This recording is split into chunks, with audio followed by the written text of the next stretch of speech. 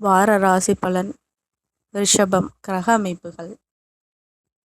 ராசிஸ்தானத்தில் செவ்வாயும், குடும்பஸ்தானத்தில் புதனும், சூரியனும், சகோதர ஸ்தானத்தில் குருவும், சுகஸ்தானத்தில் சுக்கிரனும், கேதுவும், தொழில் ஸ்தானத்தில் ராகுவும், லாபஸ்தானத்தில் சனியும், சந்திரனும் இருக்கின்றார்கள். சந்திரன் இந்த வாரம் மீனம், மேஷம் மற்றும் ரிஷப ராசியில் சஞ்சாரம் செய்ய இருக்கின்றார். பலன்கள். பணிபுரியும் இடத்தில் பொறுப்புகள் மேம்படும். மனதில் புதுவிதமான ஆசைகள் ஏற்பட்டு நீங்கும். சவாலான பணிகளையும் சாதாரணமாக செய்து முடிப்பீர்கள். கலை சார்ந்த துறையில் இருப்பவர்களுக்கு முன்னேற்றம் ஏற்படும்.